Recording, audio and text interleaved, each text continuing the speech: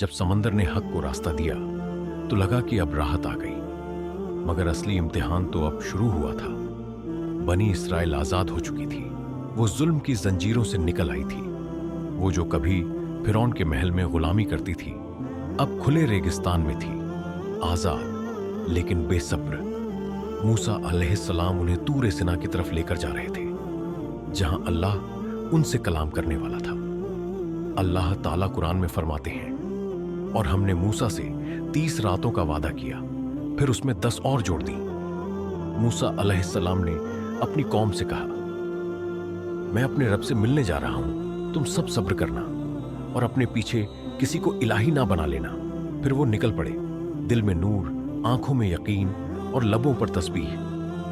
तूर सिना का सफर लंबा था, रेत के दरमियान पहाड़ की वो ऊंचाई जहां आसमान जमीन को छूता सा लगता था, और वहां वो पल आया जिसे देखने की तौफीक सिर्फ एक नबी को मिली। कुरान में अल्लाह ताला फरमाते हैं, और जब मूसा हमारे वक्त पर आए और उनका रब उनसे कलाम करने लगा, तूर का पहाड़ नूर से चमक उठा। हर तरफ रोशनी थी, मगर वो रोशनी आंखों को जलाने वाली नहीं, बल्कि दिलों को रोशन करने वाली थी। अल्लाह ने मूसा अलैहिस्सलाम से कलाम किया, ए मूसा, मैंने तुझे अपनी रिसालत के लिए चुना है, मेरी बातें सुन और अपनी कौम के लिए हिदायत लेकर जा। मूसा अलैहिस्सलाम ने कहा, ए मेरे रब, मुझे अपनी जात दिखा दे ताकि मैं तुझे देख सकूं। अल्लाह ने फरमाया, तू मुझे नहीं देख सकता, लेकिन इस पहाड़ को देख, अगर वो अपनी जगह पर कायम रहा तो तू मुझे देख लेगा। फिर अल्लाह ने अपनी जलाल की झलक उस पहाड़ पर डाली और पहाड़ राख बन गया। मूसा अलैहिस्सलाम बेहोश होकर गिर पड़े। कुरान फरमाता है, और जब मूसा होश में आए तो बोले, ए मेरे रब, मैं तेरी बारगाह में तौबा करता हूं। वो लम्हा था जब एक नबी ने जाना कि अल्लाह का जलाल इंसान की नजरों की हद से परे है।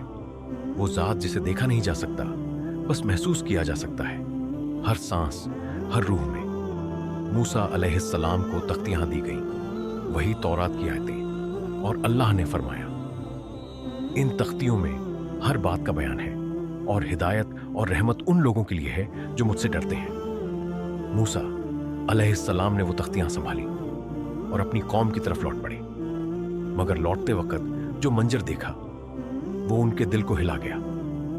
कुरान में अल्लाह ताला फरमाता है, और मूसा की कौम ने उनके पीछे बछड़े को अपना इलाह बना लिया।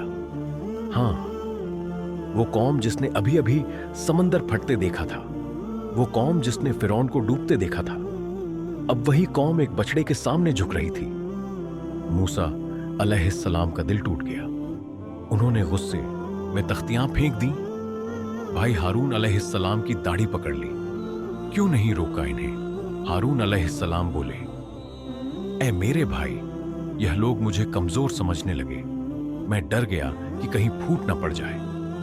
मूसा अलैहिस्सलाम ने तौबा की, फिर अपनी कौम से कहा, क्या तुम अल्लाह को भूल गए? क्या तुम नहीं जानते कि अल्लाह वो नहीं जिसने हमें आजाद किया? उन्होंने कहा, हमसे गलती हो गई। कुरान में अल्लाह ताला फरमाता है, और जब मूसा का गुस्सा ठंडा हुआ तो उन्होंने तख्तियां उठा ली, और यूं एक नबी ने अपनी कौम को फिर से सीधा रास्ता दिखाया। तौरात की तख्तियां उठाईं और कहा, जो तौबा करेगा वही अल्लाह की रहमत पाएगा। तूर का पहाड़ अब भी चमक रहा था, लेकिन अब उसके नीचे वो कौम थी जिसे ईमान का सबक सिखाया जा रहा था। वो समझ चुकी थी कि आजादी आसान है, मगर ईमान पर कायम रहना मुश्किल। अल्लाह का जलाल किसी ताकत में नहीं, बल्कि उस दिल में है जो उसकी रहमत से झुकना जानता है। अगर आपको यह कहानी दिल को छू गई हो तो लाइक करें, शेयर करें और सब्सक्राइब करें, ताकि हक की रोशनी हर दिल तक पहुंचे।